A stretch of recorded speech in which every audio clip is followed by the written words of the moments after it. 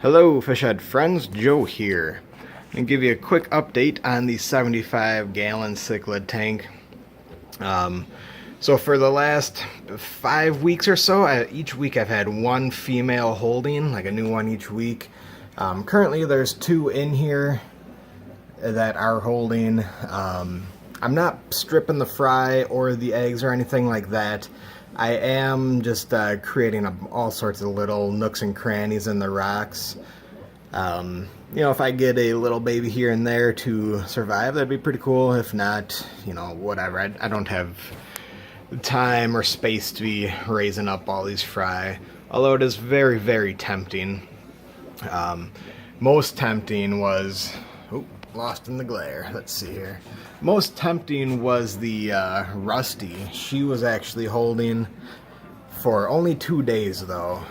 She must have spit them early or swallowed, or maybe she wasn't even holding. I had not fed recently, but her mouth was clearly bulgy, and looked like she was holding, but who knows. So I'm watching her closely. If she's holding again, I might have to strip that fry just to see what they turn out like, because that'd be pretty cool. But again, we'll see. I don't really have space for that kind of stuff. You might notice the excess of sponge filters back there. My plan in a few weeks is to treat this tank with some medication. I don't have any specific problems that I see that are real worrying to me. However, the poop from several of the fish is just not the healthiest looking.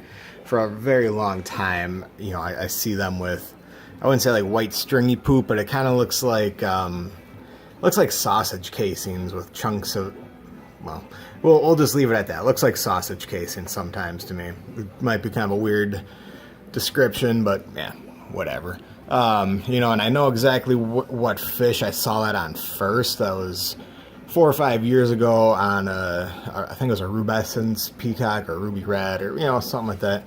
I brought him in and he had it, and I didn't treat it at the time, and now I see it in several fish. I don't know if it's just maybe they ate weird that day, or maybe it's some sort of issue. But I've never really treated all my fish. I don't quarantine or anything like that when I bring them home. So I kind of want to just give them some meds. I'm going to use General Cure and erythromycin, probably IC-X2 while I'm at it. I have enough of it all. But we'll see. But anyways, the sponge filters, I want to build up more biological filtration, because in my canister filter I'll have to take out my ChemiPure and my Purigen, so I'll lose a lot of biological there. So I'm just kind of planning ahead for that with the sponge filters. And then in theory, one of those little sponge filters will come out and go into a 10-gallon that I might set up down in the cabinet, underneath my fish stand, down there. Theoretically, ideally, that's what I'm going to do, and that'll be the quarantine tank for when I do bring home fish.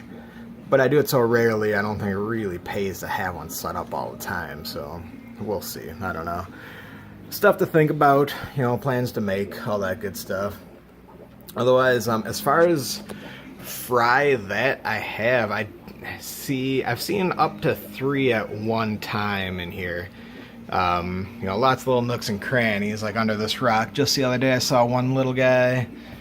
For about a week now, under this rock here, there's a fry hanging out, and then back by the big red slate, there's actually about a 1/2-inch one hanging out back there. I've been seeing him for a couple weeks, so it's pretty exciting to just kind of have new fish pop up.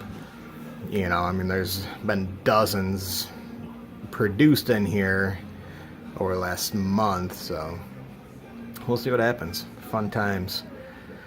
Kind of all over the place, kind of rambling on now, so I think I'll just give you a little quiet time with the fish. I always like just sitting and chilling out, as I'm sure most of us do, so let's just hang out for a little bit with the fish.